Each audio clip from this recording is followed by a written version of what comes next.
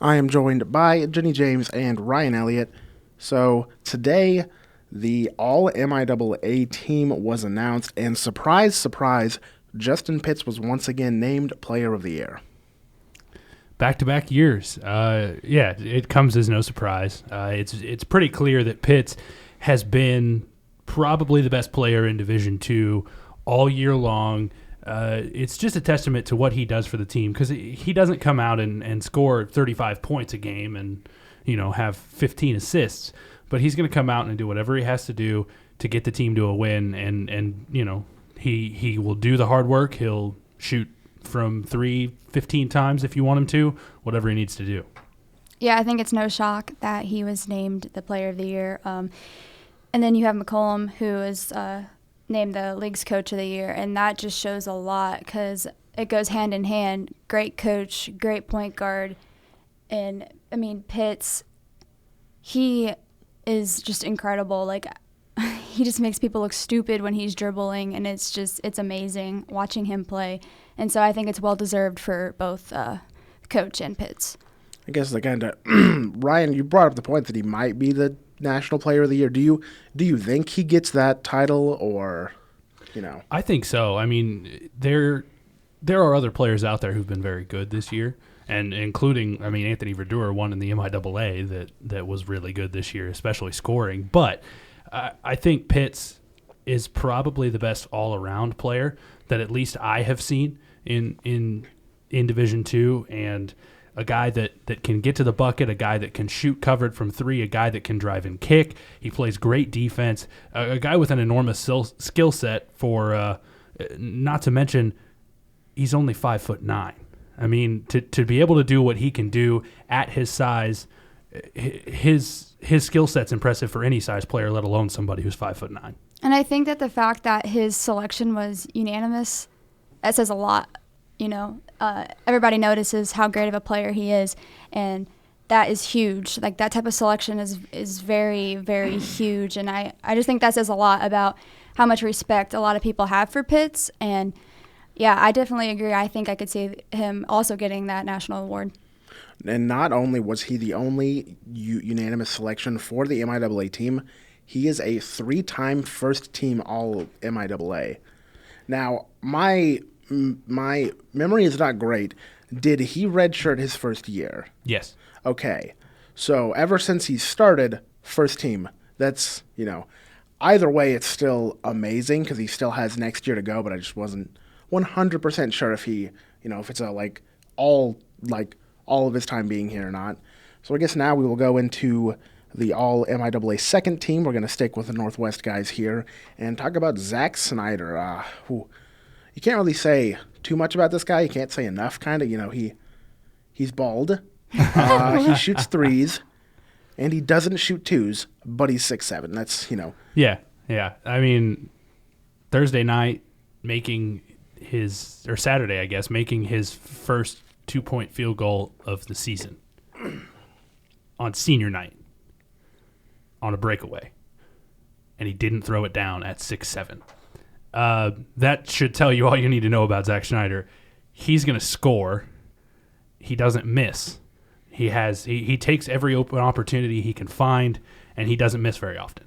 He's somebody that to set the MIAA career mark in three-pointers, to set obviously the Northwest career mark in three-pointers. He's a guy that this team has relied on to shoot the basketball all 4 years he's been in the program. That's what I was going to say. I was going to say he is that person that the team relies on. When you need an open shot, open three, who are you going to pass it to? You're going to pass it to Schneider. And he executes. It's very rare when he misses. And I think it's incredible, and I think it was a well-deserved honor for him to receive this. And I think the big reason that he's second team and not first team is he has had nights where it is either feast or famine with Zach Snyder. He will either go 6 of 7 and have 18 points on the game, or he'll go 1 of 5 and have 3.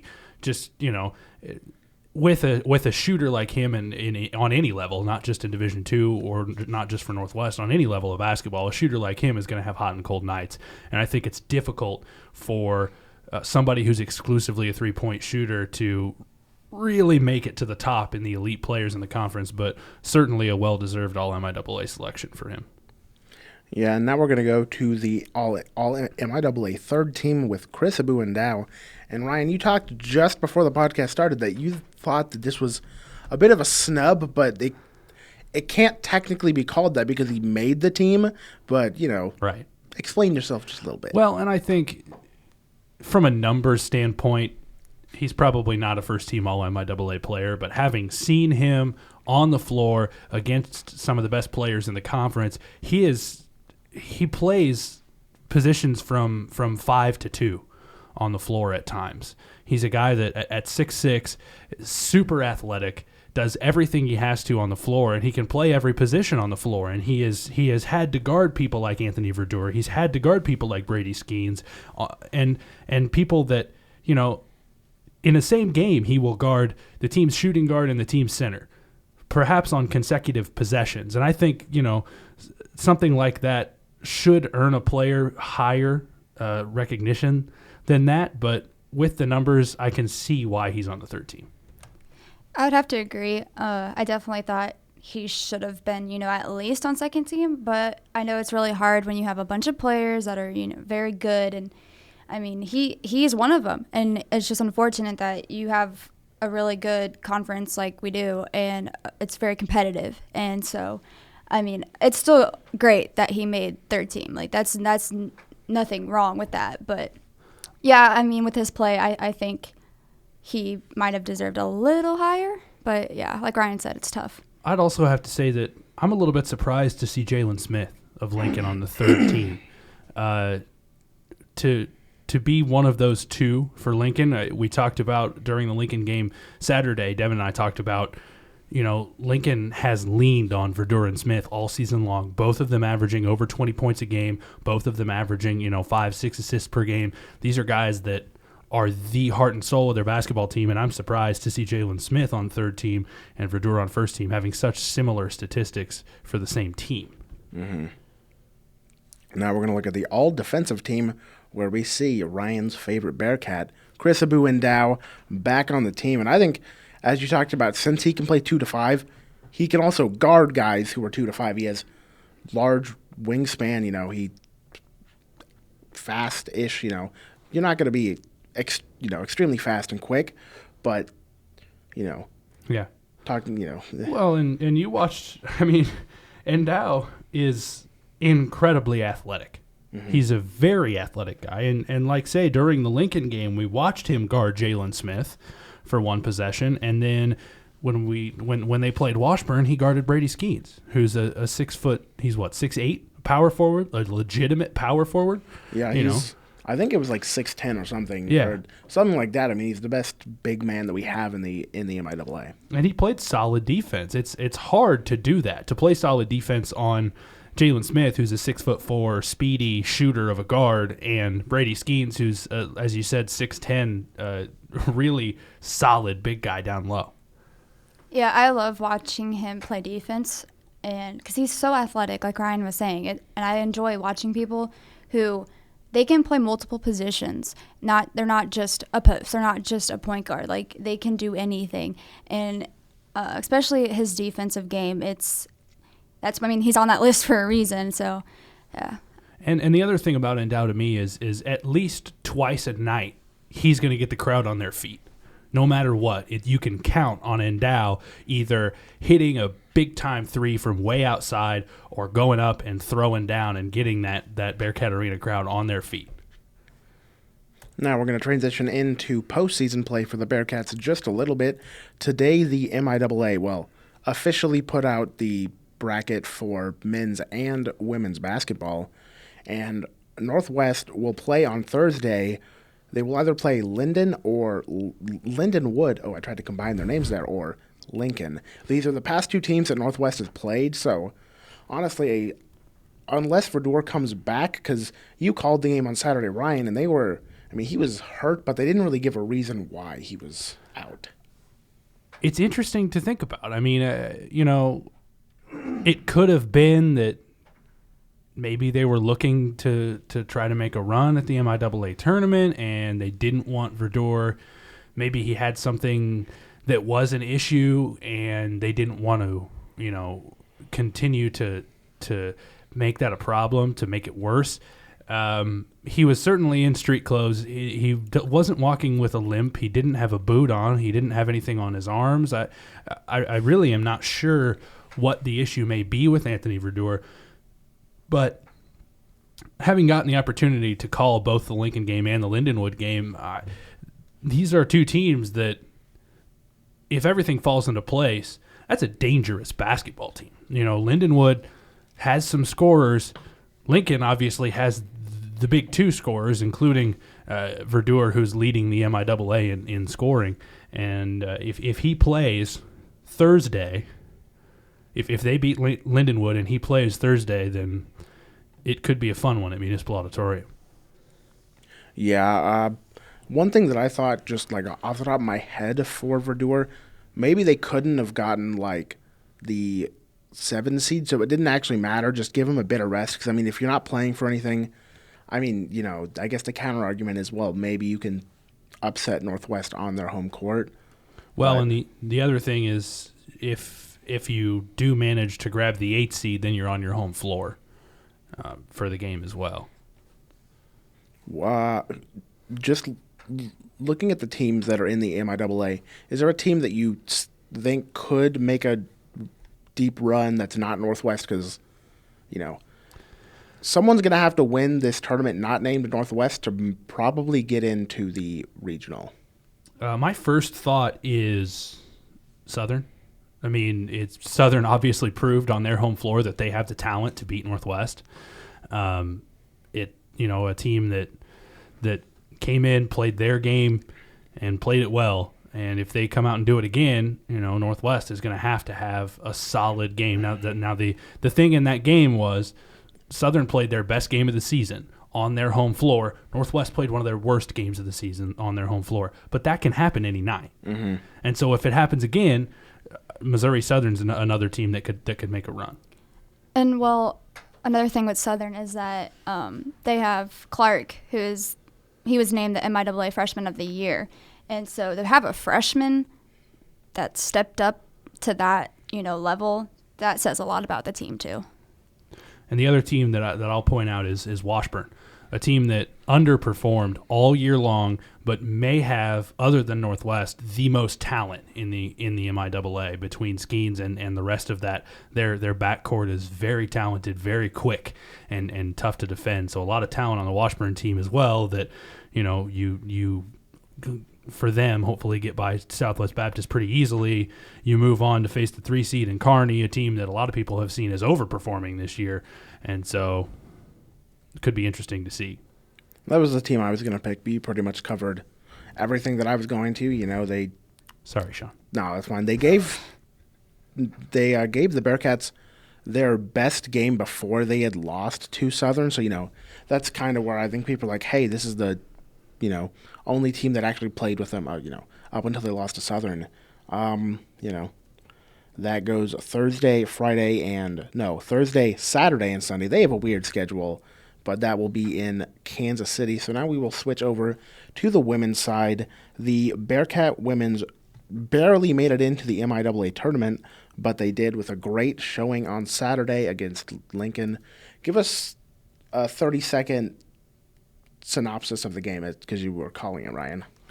That was, I think, the best offensive game the women have played all year long, and probably over the last few years. They were tight. They were very, very active offensively. A lot of movement away from the basketball, working to find open shots, and they were accurate. They shot the ball really, really well. To have, Benson, who scored 32 in the game, Tanya Meyer coming in with 21 and 10. That was the best I've seen that team come together offensively, and to put up 98 on a Lincoln team that's no slouch on defense.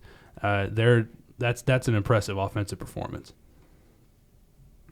Yeah, I guess we will check in on the women's tournament. Northwest tomorrow plays Central Oklahoma down in Tahlequah. Do you think they have a chance to win this game? I know the only game they played against them, they played without Tanya Meyer, who at the time was pretty much the only offensive source for the Bearcats. And as we've moved through the season, Aubrey Benson's come through very well. Jasmine Howe, do do they have a chance, or is this just kind of like a congratulations, we got into the tournament, but, I mean, I think they proved against Hayes that they can play against any team in the tournament. They can beat any team in the tournament. It's just a matter of they haven't had their best night at the right times. They've had good nights against bad teams. In order to make a run in the MIAA tournament, like I know they hope to, you're going to have really good nights against really good teams. And even then, you may not get it done because you're playing a really good team. So, you just have to do what you've been doing all year long, show up, be ready to play, and hope things fall your way. Yeah, I think they definitely have a chance. I mean, we saw it against Fort Hays State. Nobody saw that coming. And what the thing is they all need to be on when they play them. Like, it can't just be a couple players. Like, they all have to be on their game. And that's something they've been struggling with all season is when, Benson is either on or Myers on or Howe is on and nobody else is. And I think that is going to play a major role against when they play Oklahoma. So they all need to be on. And another good point is I think maybe the trip to Edmond is better than the trip to St. Joe, honestly, because they're making the trip today. You have that extra day to kind of recover from the trip and get yourself set for the game in the environment, which I think is important. They're going to have some time tonight to get into Edmond and get themselves settled down and get up tomorrow morning and really, get prepared for the game for an entire day rather than having to travel on that Tuesday. Now, from a crowd standpoint, I don't think it's beneficial, but maybe for the team it might be. Yeah, that's a great way to think about it. They left, I think, at 7:40 this morning. I was working. I wasn't even thinking about a team traveling. I was, that's nice to see, but, that's the way the MIAA is set up is the lower seed in the first round has to travel to the court of the higher seed. And, I kind of like how that is because it's, it gives you a bit of a break if you play the first game. It's not like a Thursday, Friday, Saturday, Sunday, go and, travel from possibly Oklahoma then to Kansas City. That's a bit of a drive. It's kind of hard to give a prediction on who's going to win the women's tournament because we cover Northwest, and it's pretty easy for the guys because they're the number one team. So I guess just take a quick pick of who you guys think is going to win the MIAA women's tournament. Well, I think the obvious choice would be Pitt State. They've been so good all year long. Really one of the best teams in the country, let alone the MIAA. That would be the easy choice, and that would, I think, would be my choice just because it's a team that's had the confidence all year long. They've been able to come in and perform in a lot of games. They've had a couple of slip-ups this year, but for the most part, just a solid basketball team. Yeah, I mean, they're the obvious top team in this conference and whatnot, and it'd be nice to see somebody like UCM or Emporia knock them off, but like Ryan said, they've been good all year, so I think if they just keep on with what they've been doing, then I think they could clinch it. I think I'm going to go with Emporia State because they are actually the higher-ranked team without winning the MIAA, and that's, you have to have a pretty good team for that to even occur. You're the number 2 seed in your conference, but you're ahead of, the team that's number 1 seed. So I think my pick's going to be Emporia State, but, who knows? That's exactly why they play the tournament. Another team to look at once again, and for some reason I'm picking the 6 seeds right now, Washburn in the other tournament, but Hayes. Hayes is a team that has had their struggles this year. They've floated in and out of the top 25 on the women's side, and a team that, one of those teams, if they get hot at the right time, things could start to go their way, and they will face Emporia in the second round if they get past Missouri Southern, but one of those teams, again, in a tournament like this, if you get hot at the right time, who knows what can happen. Yep, and that's pretty much going to segue into our next topic about college basketball, just getting hot at the right time. This is the X106 podcast. I'm here with Jenny James, Ryan Elliott, and I'm Sean Nienow. This is the X106 podcast. Right now we are going to talk college basketball. March is 2 days away. It's really nice to see because once college basketball hits, then that means we're even closer to baseball season, but that's a topic for another day. The latest bracketology has come out, not going to go over all 68 teams, but highlighting the top 4 teams are Kansas is the number 1 in the Midwest, Gonzaga number 1 in the West, Villanova number 1 in the East, and North Carolina number 1 in the South.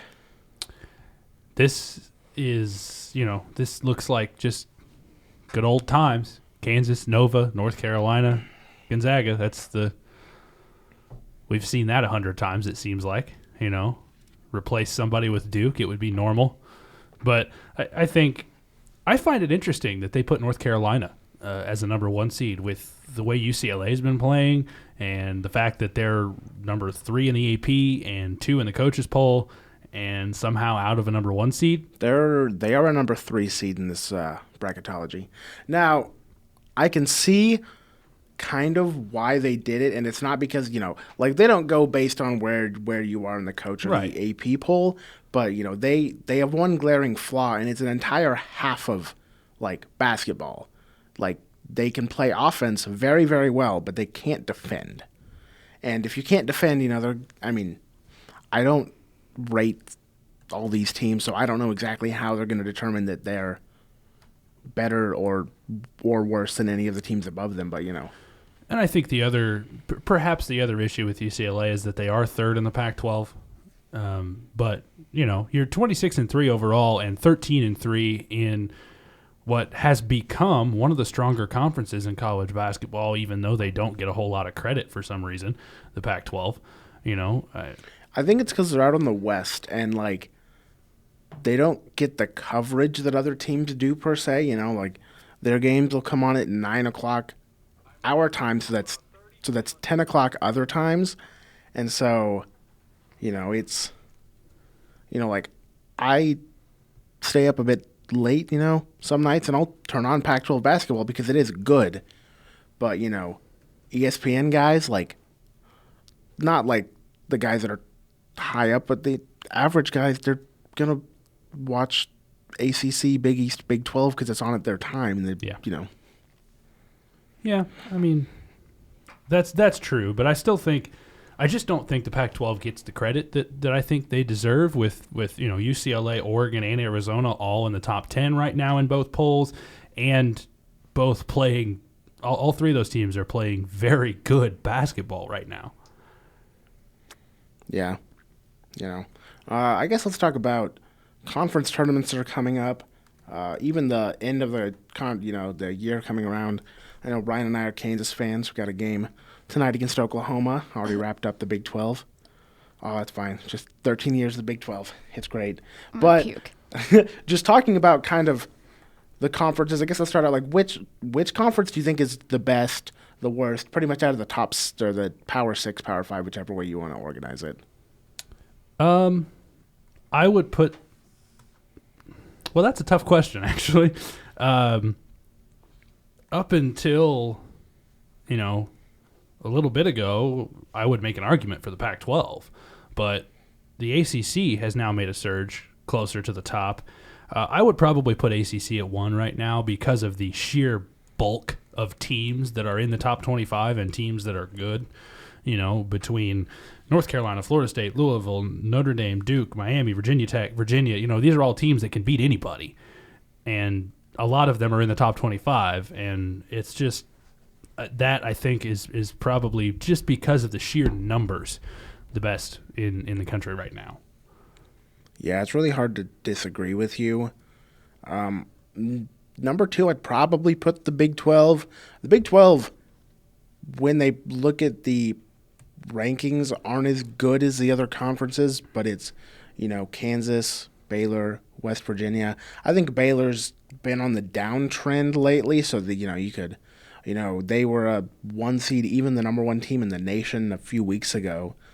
Number 3, the Pac-12 is really hard to put up there because, they haven't been great and they've never had that, they've had Arizona for years, but it's never been, the second team hasn't stepped up, and with UCLA getting better, it makes it better. Oregon getting better, again, puts it up there.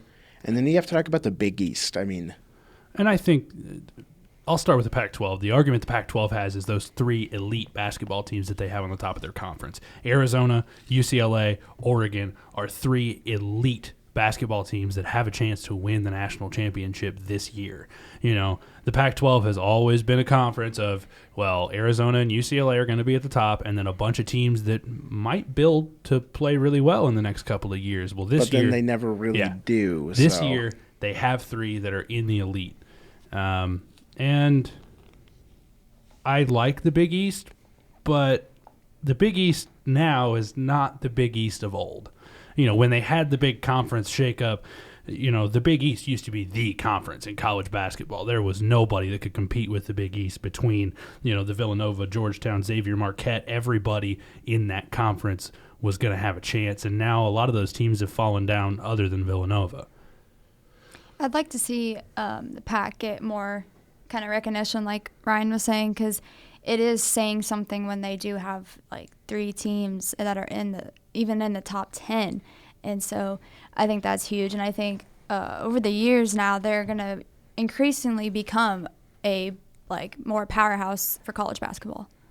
Right now in the AP, they have 3 out of the top 7 with UCLA at 3, Oregon at 6, and Arizona at 7. You know, that's really impressive to see. Just, you know, to have 2 and then, you know, let alone 3 teams that are up there. Yeah. And then I guess we can talk about they're not dumpster fire conferences, but they're not looking on the upward trend. Well, yeah.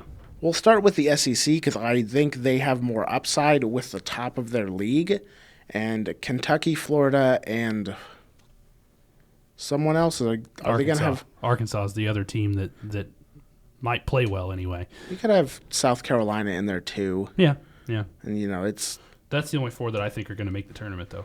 Yeah, yeah. And that's been a conference that's been dominated by Kentucky. Florida had a chance to, you know, kind of break that, but they, you know, lost on Saturday. And yeah, it's really hard to say the SEC is good when they, you know, they're just not good teams. And if you play non-quality opponents for 2 months, you know, that could have a bad impact on how you play coming into March. Well, and I think, how long has it been since the SEC has not been the worst of the Power 5 conferences? The SEC has been absolutely number 5 of the 5 for the last, seems like 10 years almost, because it was Kentucky, Florida, and good luck to everybody else, you know, whereas now, oh, the poor Big Ten. Yeah, life is not good up in the northern lands of America. It's they don't have a team in the top 10. We're just gonna start off with that. Just taking a quick look, I think Wisconsin's 22, and I think Purdue 16. Sorry, yeah, but that's your highest team right there. What's interesting to me is that they still may have 6 teams make the NCAA tournament. Now, I think that can also speak to how the bubble works, and they're going to take worse big-name teams over the slightly better mid-major teams. Yes, of course. I mean, they'll have 6 teams make the tournament, but they're going to have, you know, 3 8 seeds, a 10 seed, and an 11 seed. You know, you're not going to see – there may not be any Big Ten teams in the top 5 seeds. It's possible. If Purdue drops a couple of games or loses early in the Big Ten tournament, and if Wisconsin continues to struggle the way that they have, they may not see a top 5 seed in the tournament this year. No, and that's a big change from them because I know coming into the year, Michigan State was a team to look out for, and they've just had injury after injury. Purdue, as you said, they're a team to look out for. We'll see because they have Caleb Swanigan, who's a potential player of the year. Wisconsin, though, has dropped their last 3 games since beating Maryland. So, you know, this is not the right time to be going on a 3-game losing streak. And I'm going to, you know, the Big Ten has been a power conference. You know, Ohio State has had great years. Michigan State has been one of the premier programs in all of college basketball for the last 15 years. But this is a conference right now that in basketball is just in disarray. There are a bunch of, at best, mediocre teams in the Big Ten. Michigan State has had a rough year. They may not even make the NCAA tournament. It would be the first time in how long? for that program, for Tom Izzo. We'll see. I think if they actually get in, we're going to see they've made some pretty deep runs with teams that, we haven't thought have been great. So, they could be a sleeper team whichever region they get into. Certainly possible. What else should we talk about? College basketball, bracketology. Is there a team right now that you feel could slide in, or that's like just on the bubble looking out that, should, either have to win their conference tournament or, maybe just by the grace of either teams losing, they get in? Let's see. Look at the first 4 out here: Georgia Tech, Wake Forest, Rhode Island, Georgia. I mean, obviously Rhode Island's going to have to win their conference tournament. Playing in a so-so conference, and that's rough. And I think not a team that's in the first 4 out right now in a lot of them, but in some of them, Syracuse is in the first 4 out, and that's a dangerous basketball team. We saw them play well against Duke twice. They are a team that, if you remember last year, made a run to the Final Four as a 10 seed. If they get into the tournament, as we talked about with Michigan State, that could be a team to look for. Yeah, one team that it's a Big 12, and in the next 4 out, we have Tennessee, TCU, Kansas State, and Houston. Kansas State has really, really, really hurt themselves in these past few games. They have lost 5 out of 6 and the past 8 out of 10 games. And, I mean, there's rumors that they might not have a coach coming, at the end of the season. Yeah. Well, and for Kansas State or TCU both, they would have to, and I mean absolutely have to, make a run to the Big 12 championship game to have a chance at getting in the tournament. Now, they may not have to win the tournament championship, but to have any sort of chance, they're going to have to make a run to the championship game and beat some really good teams.